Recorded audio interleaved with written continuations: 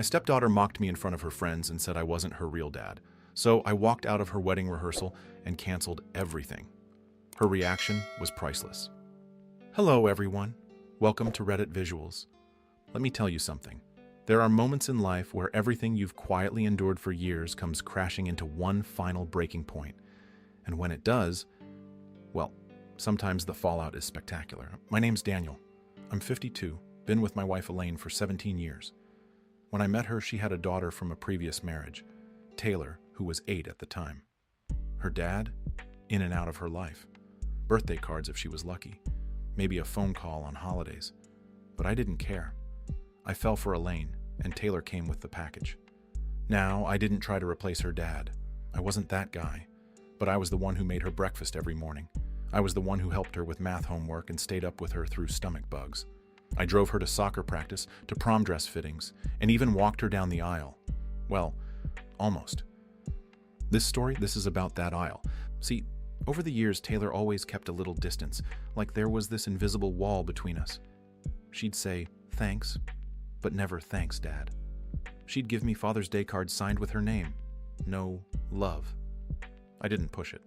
I figured maybe one day when she was older, she'd see what I gave her, what I gave up for her. Spoiler alert, that day never came. Taylor got engaged last year. Gorgeous guy, smart, kind, good job, James. I genuinely liked him. He even told me once, "Man, you're lucky to have a daughter like Taylor." I laughed, said, "Yeah, she's something." And in that moment, I believed it. Wedding planning starts. Guess who's paying? That's right, me. Elaine and I had agreed early on to split costs, but when it came down to it, everything was either Dan will handle it or Dan's got it. And I did. I handled it all. Booked the venue, fronted the deposits, paid for the dress, the catering, the string quartet Taylor insisted on for the ceremony because she saw it in a movie once and it made her cry. I even made a custom wooden arch for the altar, handmade. Took me 3 weekends.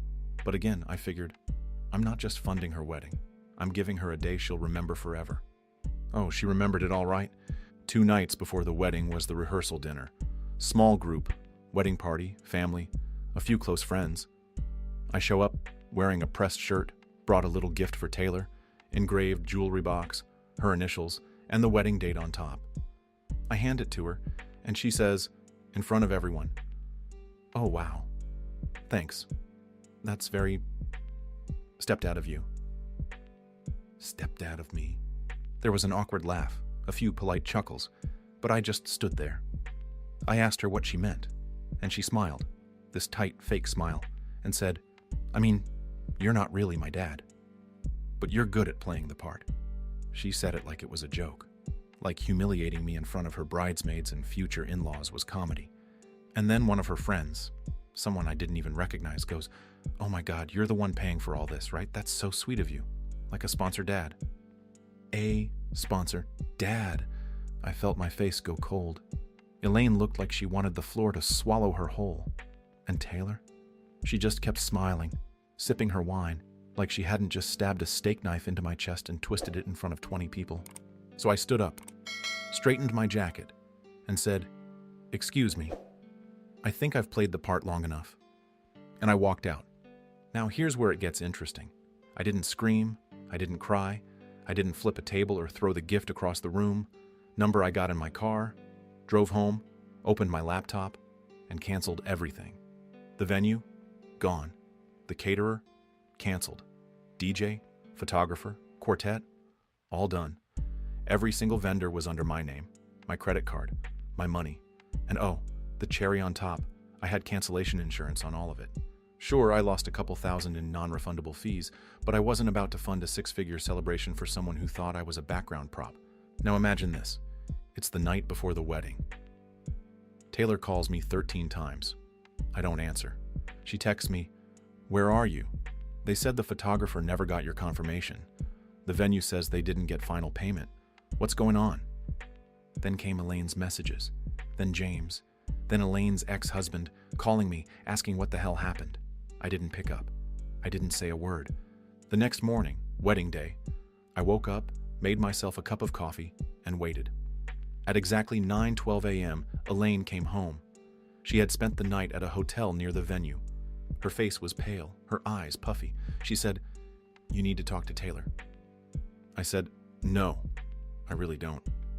Apparently, when the vendors didn't show up, Taylor had a full-blown meltdown. The venue manager told her bluntly, "Your dad canceled everything. Said he's not paying for a damn thing if he's not part of the day." You know what Taylor's response was? She screamed at her mother, said I was petty, that I was jealous of her real dad, that I was trying to sabotage her happiness because I wasn't the center of attention. Elaine defended me. For the first time in years, she defended me. She told Taylor that I had spent 15 years being the only parent who showed up, that if anyone deserved respect, it was me, not some ghost of a father who popped in once a year with a gift card and a selfie. Taylor didn't want to hear it. She told Elaine to leave, said if she couldn't control her husband, then she wasn't welcome either. The wedding didn't happen. Not that day, not at that venue, not with that guest list. The guests were turned away at the gate. Taylor tried to salvage it with a backyard setup at her bio-dad's condo, but he hadn't prepared for that. And the condo association shut it down before it even started because they didn't have a permit for that many cars. I watched it all unfold on social media. Or rather, I watched the lack of it. No wedding photos, no Mr. and Mrs. posts. Just Taylor's passive-aggressive story. Some people will do anything to ruin your happiness. A week later, I got a letter, handwritten. It said, "I thought you loved me. I thought you cared enough to let me have one day the way I wanted. But clearly, I was just another thing you thought you could control. You embarrassed me. You humiliated me. And I don't know if I'll ever forgive you." No apology. Not even a hint that she understood what she did. Elaine and I we've talked a lot since then. She admitted she should have stepped in years ago.